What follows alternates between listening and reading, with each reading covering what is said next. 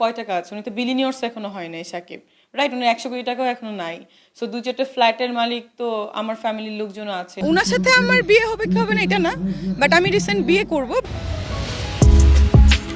শাকিব খান আমার সাথে অভিনয় না করলে আত্মহত্যা করব। দর্শক, হঠাৎ করে মিষ্টি জান্নাতের এমন একটি পোস্ট ভাইরাল হয়ে গেছে যেখানে তিনি শাকিব খানকে এভাবেই হুমকি দিয়েছেন। দর্শক, বিস্তারিত জানতে পুরো ভিডিওটি কোথাও না টেনে দেখতে থাকুন। শাকিব খান যদি আমার সাথে ছবিতে অভিনয় না করে তাহলে আমি আত্মহত্যা করব, এমন একটি পোস্ট 2017 সালের জুন মাসে ফেসবুক পোস্টে তিনি দিয়েছিলেন। তবে হঠাৎ করে এই পোস্টটি ভাইরাল হয়ে যায়। তবে কিছুক্ষণ পরই এই পোস্টটি ডিলিটও করে দিয়েছিলেন তিনি। সে সময় তার সঙ্গে যোগাযোগ করা হলেও তাকে পাওয়া যায়নি।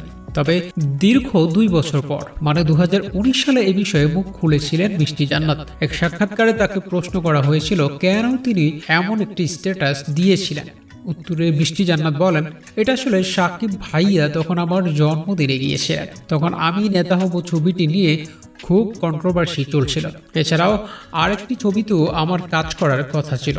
পরে অবশ্য দুটি ছবিতেই আমার রোলে বিদ্যা সিনহা মিমকে নেওয়া হয়। তবে আমাকে সাইড রোলের প্রস্তাব দেওয়া হয়েছিল যেখানে আমি কিছুতেই এই কাজ করতে চাইনি। তিনি বলেন, পরে সাকিব ভাইয়া আমাকে বুঝিয়েছে কাজটা করো, আমি তো আছি, তবে আমার জায়গায় আমি অটল ছিলাম।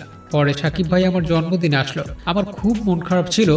উনি আমাকে বলল, সমস্যা নাই, তুমি কাজ করো, আর আমার ছবিতে এইরকম একটি ডায়লগ থাকতে পারে যেখানে তুমি আত্মহত্যা করবে, একটি ফেসবুক স্ট্যাটাস দিয়ে দাও। আমি বললাম, এটা নিয়ে ভাইয়া সমালোচনা হবে। তখন উনি বলল, সেটাও তো ভালো, কাল পরশু যখন মহরত হবে এটা তখন বিশাল একটা ধামাকা হবে। আমি বললাম, আচ্ছা ঠিক আছে, এটা আসলে প্ল্যান করেই দিয়েছিলাম।